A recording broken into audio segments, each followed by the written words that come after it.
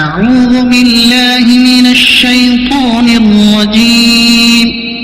بسم الله الرحمن الرحيم. الحمد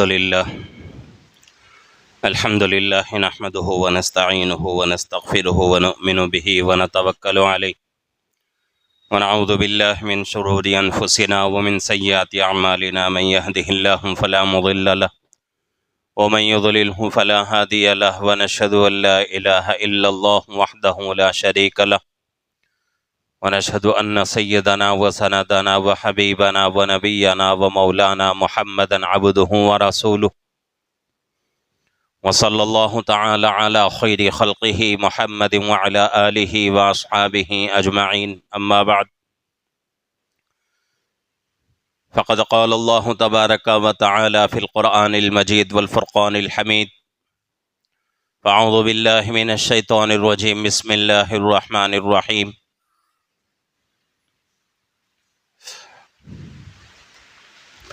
إياك نعبد وإياك نستعين اهدنا الصراط المستقيم صراط الذين أنعمت عليهم غير المغضوب عليهم ولا الضالين.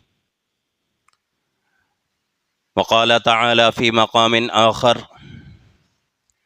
إن الله لا يغفر أن يشرك به ويغفر ما دون ذلك لمن يشاء.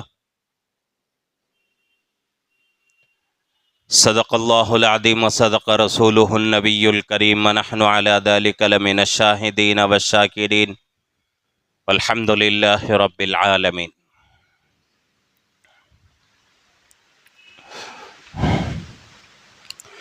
محترم معزز بزرگ اور عزیز دوستو،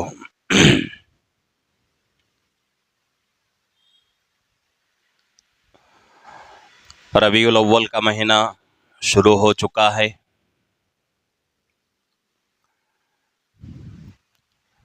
ربیع الاول کا مہینہ جیسے ہی شروع ہوتا ہے،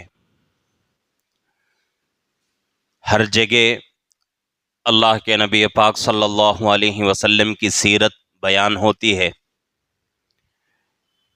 کہ اللہ کے نبی صلی اللہ علیہ وسلم کی زندگی کیسی تھی، آپ کے اخلاق کیسے تھے، آپ کی عبادتیں کیسی تھیں، آپ کے دن کے اعمال، آپ کے رات کے اعمال کیسے تھے۔ اس لیے کہ ربیع الاول کے مہینے میں ہی اللہ کے نبی پاک صلی اللہ علیہ وسلم کی پیدائش ہوئی ہے۔ لیکن تاریخ میں اختلاف ہے علماء کے درمیان کہ کون سی تاریخ کو اللہ کے نبی صلی اللہ علیہ وسلم کی پیدائش ہوئی ہے۔ اس میں سے ایک قول ربیع الاول کی 8 تاریخ کا آتا ہے اور ایک ربیع الاول کی 12 تاریخ کا آتا ہے اور ایک قول ربیع الاول کے 18 تاریخ کا آتا ہے۔ یہ 3 قول ہیں، ان میں سے کسی ایک تاریخ کو اللہ کے نبی صلی اللہ علیہ وسلم کی پیدائش ہوئی ہے۔ بہت سارے مسلمان بھولے بھالے جن کو دین کا صحیح علم نہیں ہے، وہ لوگ سمجھتے ہیں کہ بھئی ربیع الاول کا مہینہ آیا ہے، بڑی خوشی کا مہینہ ہے، اس لیے کہ اس مہینے میں اللہ کے نبی صلی اللہ علیہ وسلم کی پیدائش ہوئی ہے، تو اس لیے ہم کیا کریں گے، اس مہینے میں خوشی منائیں گے اور اللہ کے نبی صلی اللہ علیہ وسلم کا برتھ ڈے کریں گے، کیک وغیرہ کاٹیں گے۔ یہ دین کا علم نہیں ہونے کی وجہ سے ہے۔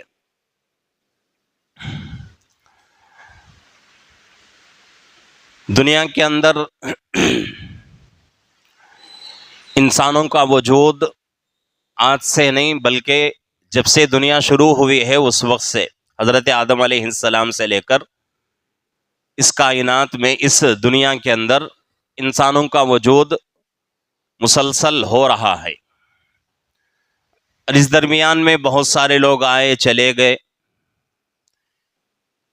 شریعت کے اندر کہیں کسی اللہ والے کا، کسی بڑے نبی کا ایسا تذکرہ نہیں گزرتا، نہیں ملتا ہم لوگوں کو کہ جس میں اس اللہ والے نے، اس اللہ کے نبی نے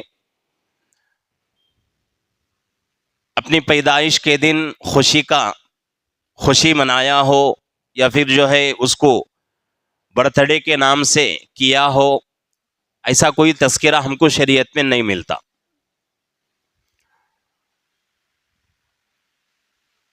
اور دوسری بات بھی ہم کو سمجھنا ہے کہ اللہ کے نبی پاک صلی اللہ علیہ وسلم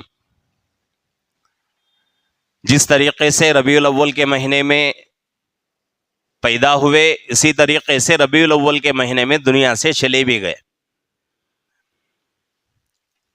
اب خوشی منائیں یا غم منائیں، ایک ہی مہینے میں دو چیزیں ہو رہی ہیں. ربیع الاول کے مہینے میں ہی اللہ کے نبی صلی اللہ علیہ وسلم دنیا میں پیدا ہو رہے ہیں، اور ربیع الاول کے مہینے میں ہی دنیا سے پردہ فرما رہے ہیں. تو اس لیے یہ تمام چیزیں، اس سے اسلام کا کوئی تعلق نہیں ہے. ان تمام چیزوں کو چھوڑنے کی ضرورت ہے. مسلمان کس کو کہا جاتا ہے؟ اللہ کی تابعداری کرنے والے کو مسلمان کہتے ہیں. مسلمان کا مطلب ہی یہی ہے کہ اللہ کی تابعداری کرنے والا، اللہ کے حکموں کے مطابق زندگی گزارنے والے کو مسلمان کہتے ہیں. اب ہم لوگ مسلمان ہیں، مسلمان ہو کر منمانی زندگی گزاریں اور جیسا دل میں آئے ویسا جو ہے کام کریں، یہ مسلمان کی شان نہیں ہے. تو ربیع الاول کا مہینہ شروع ہو چکا ہے. ویسے تو اللہ کے نبی صلی اللہ علیہ وسلم کی سیرت بیان کرنا ہے، لیکن اس سے بھی بڑی چیز عقیدے کا تعلق ہے کہ آج کل ہندوؤں کی جو عید چل رہی ہے، گنپتی کی جو عید چل رہی ہے، اس کے تعلق سے کچھ باتیں عرض کرنا ہے.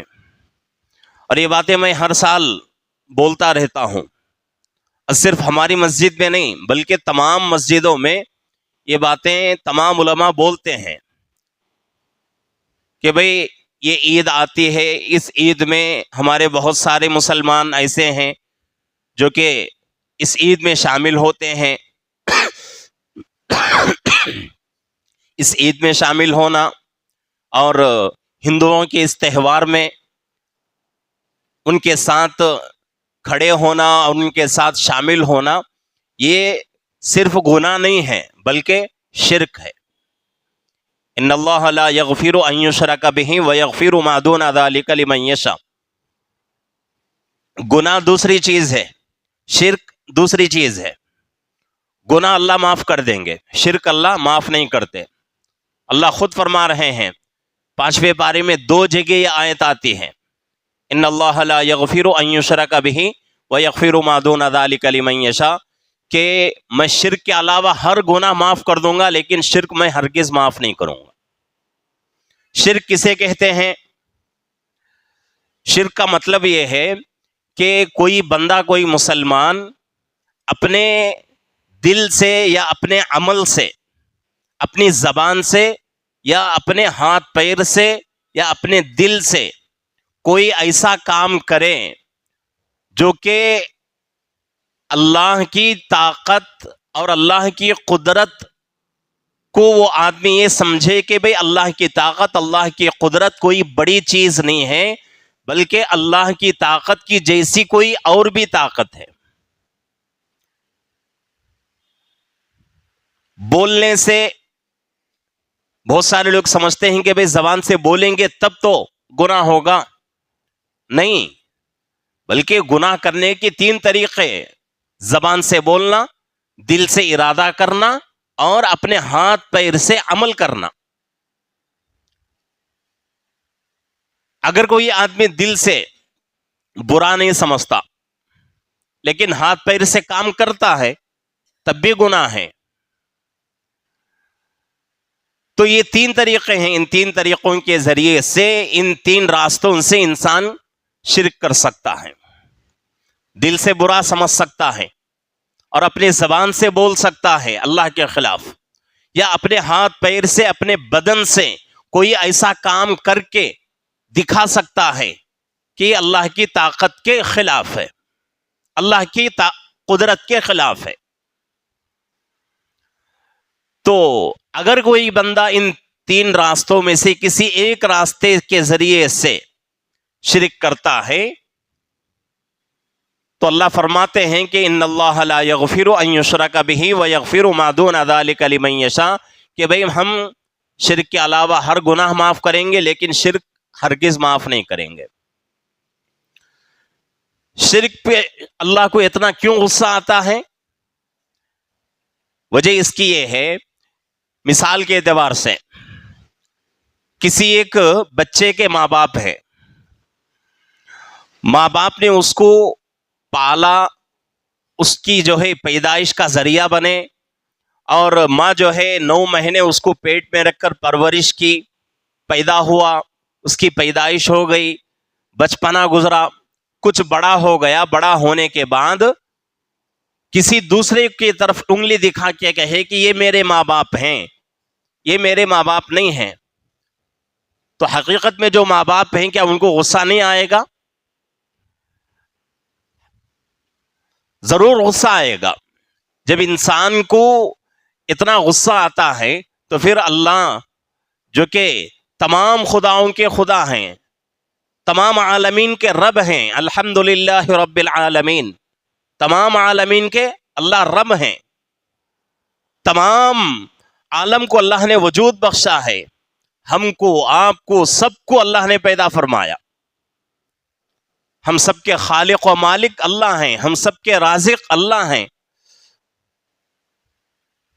اب اس کے باوجود ہم اللہ کو چھوڑ کے کسی اور کی طرف جائیں گے تو اللہ کو ضرور غصہ آئے گا۔ تو اس لیے اللہ فرماتے ہیں کہ ہم شرک ہرگز معاف نہیں کرتے، شرک کے علاوہ جو گناہ تم سے ہوگا اگر وہ گناہ حقوق اللہ میں آتا ہے، یعنی اللہ کا حق ہے، تو اللہ معاف کریں گے۔ حقوق العباد میں آتا ہے تو اللہ اس کو معاف نہیں کرتے جب تک بندے معاف نہیں کرتے۔ تو شرک جو ہے بہت ہی بڑا گناہ ہے، بہت ہی سنگین گناہ ہے، بہت ہی بڑا ظلم ہے اللہ کی ذات سے۔ جو بندہ شرک کرتا ہے اللہ رب العزت اس کا کوئی عمل قبول نہیں کرتے۔ زندگی بھر آدمی ایمان کے اوپر قائم رہا، آخری لمحات میں شرک کر کے دنیا سے چلا گیا، تو اس آخری لمحات میں شرک کر کے جو جا رہا ہے اس کی وجہ سے عمر بھر کے تمام عبادتیں اس کی ختم ہو جائیں گی، تمام عبادتیں اس کی بیکار ہو جائیں گی، تمام عبادتوں کی نیکیاں ختم ہو جائیں گی۔ شرک اتنا بڑا گناہ ہے۔ جب یہ عید آتی ہے، اللہ معاف کرے ہم سب کو اور وہ مسلمان جو کہ بڑی خوشی کے ساتھ اس عید میں شامل ہوتے ہیں، شامل ہونے کے بہت سارے طریقے ہیں۔ ایک ان کے ساتھ جا کر شامل ہونا اور ان کے ساتھ کھڑے ہونا، ان کے ساتھ ناچنا ایک طریقہ ہے۔ دوسرا طریقہ مالی اعتبار سے مدد کرنا، چندہ دینا، یہ بھی گناہ ہے، یہ بھی شرک ہے۔ تو یہ 2 طریقے ہیں کہ آدمی ان کے ساتھ خود شامل ہو جائے ان کے کاموں میں، یا پھر جو ہے چندہ دے کر ان کے کام میں مدد کرے۔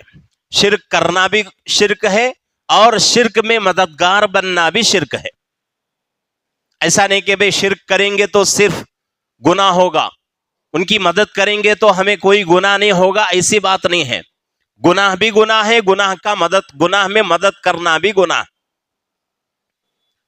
بہت سارے لوگ کیا کرتے ہیں، چندہ دیتے ہیں اور یہ کہتے ہیں کہ بھئی ہم مجبوری میں ہیں، اگر ہم چندہ نہیں دیں گے تو ہمیں پریشانی ہوگی۔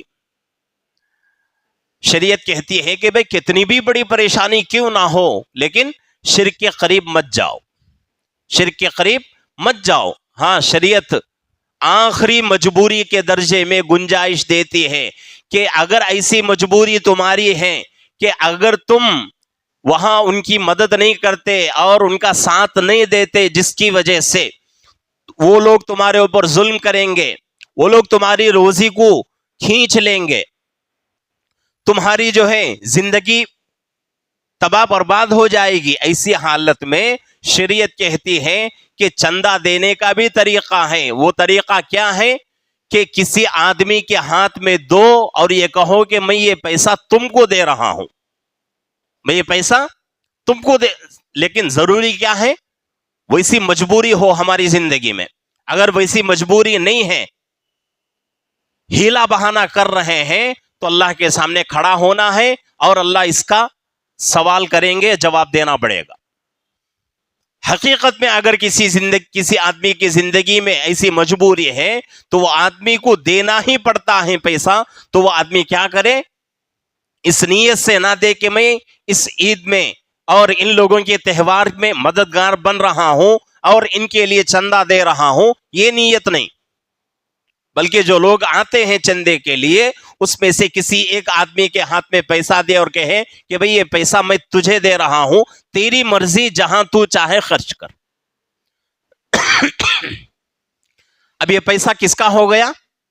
جس کے ہاتھ ہم دے رہے ہیں اس کا ہو گیا۔ اب دنیا کے اعتبار سے ہم پیسہ ان کے ہاتھ میں بھی چلا گیا اور ہمارا ایمان بھی محفوظ ہو گیا۔ یہ طریقہ ہے مجبوری کی حالت میں۔ مجبوری نہیں ہے تو ہر حال میں اپنے آپ کو، اپنے پیسے کو بچانا ہے۔ اور بہت سارے لوگ سوال کرتے ہیں کہ بھئی ہمارے پاس انٹرسٹ کا پیسہ ہے اور اسی طریقے سے بینک میں ہمارا فکس ڈپازٹ ہے، اس کے اوپر ہمیں جو ہے انٹرسٹ ملتا ہے، وہ پیسہ ہم دے سکتے ہیں؟ اس کی بھی اجازت نہیں ہے شریعت کے اندر۔ حالانکہ سود جائز نہیں ہے، پھر بھی شریعت کہتی ہے کہ اگر کسی کے پاس سود کا پیسہ ہے تو بھی وہ آدمی وہ سود کا پیسہ، وہ انٹرسٹ کا پیسہ اس کام میں نہیں لگا سکتا، بلکہ وہ پیسہ کس کو دینا ہے؟ بغیر ثواب کی نیت کے کسی غریب مسلمان کو دینا پڑے گا۔ اس کے اوپر بھی کسی غریب مسلمان کا حق ہے۔ ایسا نہیں کہ بھئی یہ تو میرا انٹرسٹ کا پیسہ ہے، میرے لیے تو جائز نہیں۔ حقیقت میں جائز نہیں۔ ابھی یہ سمجھ کے آدمی جو ہے وہاں جا کے پیسہ خرچ کر رہا ہے تو شریعت اس کی اجازت نہیں دیتی، اس سے بچنا ضروری ہے۔ آج معاشرے کے اندر بہت سارے مسلمان چھوٹے چھوٹے بہانوں سے، بیپار کے نام سے یا پھر جو ہے دوستی کے نام سے اور اسی طریقے سے تعلقات کے نام سے لوگ کیا کرتے ہیں؟ چندہ دیتے ہیں اور ان کے کام میں شامل ہو جاتے ہیں۔ یہ بہت بڑا گناہ ہے، اللہ معاف نہیں کریں گے۔ جب یہ عید آتی ہے تو کتنے ہمارے مسلمان ایسے ہیں، بچے، نوجوان، کہ اس عید میں شامل ہو کر دن رات وہیں پڑے رہتے ہیں، دن رات وہیں پڑے رہتے ہیں۔ کتنا اللہ کو غصہ آتا ہوگا۔ ایک نماز اگر کوئی آدمی چھوڑ دیتا ہے، فضائل اعمال کے اندر حدیث موجود ہے کہ ایک نماز قضا کرنے پر ایک حقوق جہنم میں جلنا پڑے گا، لیکن حکم کیا ہے کہ وہ آدمی بعد میں نماز پوری کر لے تب بھی اس کو ایک حقوق جہنم میں جلنا پڑے گا۔ لیکن یہاں آدمی شرک کر رہا ہے تو اللہ کو کتنا غصہ آئے گا۔ تو اس لیے اس شرک سے بچنے کی ضرورت ہے، اپنے بچوں کو بچانے کی ضرورت ہے۔ کتابوں کے اندر مسئلہ لکھا ہوا ہے کہ راستے میں چلتے ہوئے چرچ کے اوپر نگاہ پڑتی ہے، کسی دیول کے اوپر نگاہ پڑتی ہے، یا کسی غیر مسلم کے ان کے مذہب کے علامتوں کے اوپر نگاہ پڑتی ہے، نگاہ پڑنے کے بعد اگر اس کی عظمت ہمارے دل میں آ جائے فوراً ہمارا ایمان ختم ہو جائے گا۔ جا رہے ہیں ہم راستے سے، جاتے جاتے چرچ نظر آ گیا، بہت بلڈنگ بڑی کھڑی ہے، ہم نے اس کو دیکھ کر سوچا کہ بھئی کتنی زبردست بلڈنگ ہے۔ اگر اتنا بھی خیال ہمارے دل میں آ گیا ہمارا ایمان برباد ہو جائے گا۔ یہ ایمان اور عقیدے کا مسئلہ ہے۔ عقیدے کا مسئلہ بہت ہی نازک مسئلہ ہوتا ہے. ذرا ادھر سے ادھر ہو گئے تو جہنم کے حوالے ہو جائیں گے. صرف اس چرچ اور اس دیول کی بلڈنگ کی عظمت اگر ہمارے دل میں آ گئی اور اس کی وجہ سے ہمارا ایمان جا رہا ہے تو پھر ان لوگوں کے ایمان کا حال کیا ہوتا ہوگا جو لوگ دن رات وہاں جا کر پڑے رہتے ہیں, جو لوگ چرچ پہ جاتے ہیں, جو لوگ دیولوں میں جا کے پوجا وغیرہ کرتے ہیں. آج ہمارے مسلم معاشرے کے اندر بہت سارے لوگ ایسے تیار ہو چکے ہیں, چرچ پہ جاتے ہیں, دیول میں جاتے ہیں اور ان کی جو ہے مذہبی علامتوں کے پاس جاتے ہیں, جا کر وہاں جا کر پوجا وغیرہ کرتے ہیں مسلمان ہو کر. یہ بہت بڑا گناہ ہے اور شرک ہے. اس سے ایمان ختم ہو جائے گا. اس کے بعد زندگی بھر عبادتیں کرتے رہیں, دن رات جاگ جاگ کر روزے رکھ کر عبادتیں کرتے رہیں, پھر بھی اللہ ان عبادتوں کا بدلہ نہیں دیں گے. تو اس لیے ان 5-10 دنوں میں اپنے بچوں کی ایمان کی حفاظت کریں. یہ ہماری ذمہ داری ہے. یہ کسی جو ہے مسجد کے امام کی ذمہ داری نہیں, کسی مسجد کے متولی کی یا کسی مسجد کی کمیٹی کی ذمہ داری نہیں ہے, بلکہ ہمارا گھر ہے تو ہماری ذمہ داری. ہمارے گھر کی ذمہ داری کوئی اور کیا اٹھا سکتا ہے؟ ہمارے گھر کی ذمہ داری کوئی دوسرا کیا پورا کر سکتا ہے؟ ہمارے گھر کی ذمہ داری, میرے بچے ہیں, میرے گھر والے ہیں, تو میرے بچوں کی, میرے گھر والوں کی ذمہ داری میں پورا کروں گا. تو اس لیے ہر آدمی کو اپنے گھر کی, اپنے بچوں کی, اپنے گھر والوں کی ایمان کی حفاظت کرنا ہے. بچے اسکول جاتے ہیں, ان 10 دنوں کی بات میں بول رہا ہوں خاص کر کہ یہ بات اپنے ذہن میں رکھیں. بچے اسکول جانا ہے, جا کر واپس گھر آنا ہے. اس کے علاوہ باہر مت بھیجو بچوں کو. یہ پوری آفت ختم ہونے تک, یہ پوری مصیبت ختم ہونے تک اپنے بچوں کو باہر مت بھیجو. اگر شوق ہے بھیجنے کا تو انگلی پکڑ کر لاؤ, اللہ کے گھر میں بٹھاؤ, یا کسی مکتب میں بٹھا دو, یا کسی مدرسے میں بٹھا دو. ایک آدھا گھنٹہ وہاں بیٹھیں گے تو ایمان تازہ ہو جائے گا, ایمان کی حفاظت ہوگی. نہیں, اگر ہم یہ سمجھ کر کہ بھئی بچے ہیں, چھوٹے ہیں, معصوم ہیں, ان کو کیا معلوم, یہ سوچ کے چھوڑ دیے تو پھر یہی عادت ان کو ہو جائے گی. یہی بچے کل بڑے ہو کر کیا کریں گے؟ اپنا ایمان بیچ دیں گے. اور یہی بچے اسلام کو ختم کرنے کی کوشش کریں گے. تو اس لیے اپنے ایمان کی اور اسی طریقے سے اپنے بچوں کی, اپنے گھر والوں کی ایمان کی حفاظت کی فکر کرنا ہے. اور وہ بچے جو اس عید میں شامل ہو رہے ہیں, ان کے ماں باپ کے لیے ضروری ہے کہ بھئی اگر گزشتہ سال ہمارے بچے چلے گئے, اللہ سے توبہ کرو اور اپنے بچوں سے بھی توبہ کراؤ اللہ سے, اور اس سال اپنے بچوں کو جانے مت دو. اور بہت سارے گلیوں کے اندر لوگ آتے ہیں, گھروں کے پاس آ کر کہتے ہیں کہ بھئی آج ہمارے جو ہے مورتی کے پاس کھانے کی دعوت ہے, بچوں کو بھیج دو. اور بہت سارے مسلمان بھیج دیتے ہیں, سمجھتے نہیں کہ بھئی وہاں جا کر کھانا بھی گناہ ہے. کیوں؟ اللہ کے نبی صلی اللہ علیہ وسلم حدیث میں فرماتے ہیں کہ وہ مسلمان جو غیروں کے تہوار میں, غیروں کے رسم و رواج میں جا کر ان کی تعداد کو بڑھاتا ہے وہ بھی جہنمی ہے.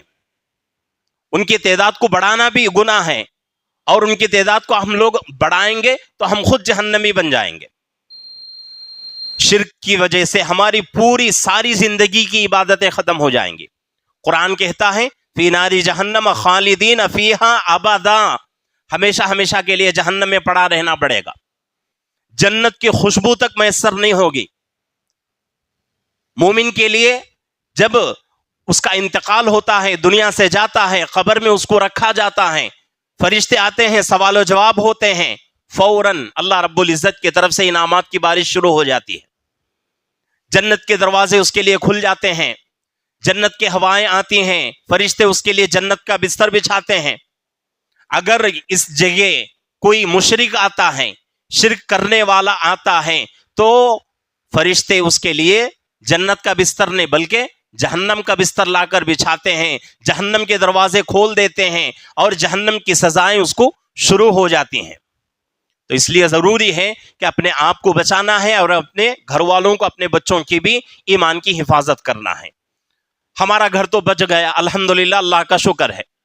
ہمارے گھر کے آزو بازو میں کوئی گھر ایسا ہے جس میں بچے جو ہے اس جگہ جا رہے ہیں، تو ان کے گھر والوں کو سمجھانے کی کوشش کریں، ان کو بولیں، ان کے ماں باپ کو سمجھائیں کہ بھئی آپ کا بچہ جو ہے وہاں جا رہا ہے، یہ نہیں جانا چاہیے، بہت بڑا گناہ ہے، ہم مسلمان ہیں، اللہ کے نیک بندے ہیں، تو اس لیے ان چیزوں سے بچنا ہے۔ ہم خود بھی بچیں اور اپنے معاشرے کو بھی بچائیں، تب انشاءاللہ معاشرے کے اندر ایک اچھائی پھیلے گی، اور ایمان کی وجہ سے جو لذت مسلمان کو ملے گی وہ پورے مسلمان محسوس کریں گے۔ تو اس لیے ضروری ہے ان 4-5 دنوں میں، 10 دنوں میں اپنے بچوں کی پوری نگرانی کریں، یہ ذمہ داری ہے ہماری۔ ایسا نہ سوچیں کہ بھائی بچے ہیں کل بڑے ہو کر بات سمجھیں گے، ایسا ہرگز نہیں ہو سکتا۔ کچھ چیزیں ایسی ہوتی ہیں جو چھوٹی چھوٹی ابھی شروعات ہوتی ہیں، تبھی ان کو ختم کرنا پڑتا ہے، ختم نہیں کیے تو وہ بیماری بڑھ جاتی ہے، بڑھ کر انسان کی جان کا خطرہ بن جاتی ہے۔ تو اس لیے ضروری ہے کہ انسان مسلمان کے لیے ایمان سے بڑھ کر کوئی چیز نہیں، مسلمان کے لیے ایمان سے بڑھ کر کوئی چیز نہیں۔ ایمان ہی ختم ہو گیا تو پھر مسلمان کے پاس پوری ساری دنیا کی دولت ہو تب بھی اس کی وجہ سے انسان کامیابی تک نہیں پہنچ سکتا۔ تو اس لیے مسلمان کے لیے سب سے بڑی دولت ایمان کی دولت ہے، اس کو بچانے کی ذمہ داری ہم سب کی ہے، اور اس کے ساتھ ساتھ اپنے بچوں کی ایمان کی بھی حفاظت ہم کو کرنا ہے۔ تو ان 10 دنوں میں یہ کوشش کریں کہ بھئی ہمارے بچے ہمارے گھروں کے اندر رہیں، ایمان کے ماحول میں رہیں، اور ہمارے بچے ان کے معاشرے میں اور ان کے جو ہے عید کے اندر ان کے جو ہے مورتیوں کے پاس نہ جائیں، وہاں جا کر کھانا نہ کھائیں، ان کے ساتھ میل جول نہ رکھیں۔ اس کی پوری کوشش، اس کی پوری نگرانی ہم کو کرنا ہے۔ اللہ رب العزت سے دعا ہے کہ اللہ رب العزت ہم تمام کو ان تمام چیزوں سے، ان تمام برائیوں سے اپنی زندگیوں پاک رکھنے کی، اور شرک سے اور کفر سے اللہ ہم سب کی حفاظت فرمائے۔ جب تک زندگی ہماری باقی رہے ایمان کے اوپر استقامت نصیب فرمائے، جب دنیا سے جانے کا وقت آئے تو ایمان کی حالت میں اللہ ہم سب کی موت عطا فرمائے۔ آمین وآخر دعوانا الحمدللہ رب العالمین۔ جو حضرات الحمدللہ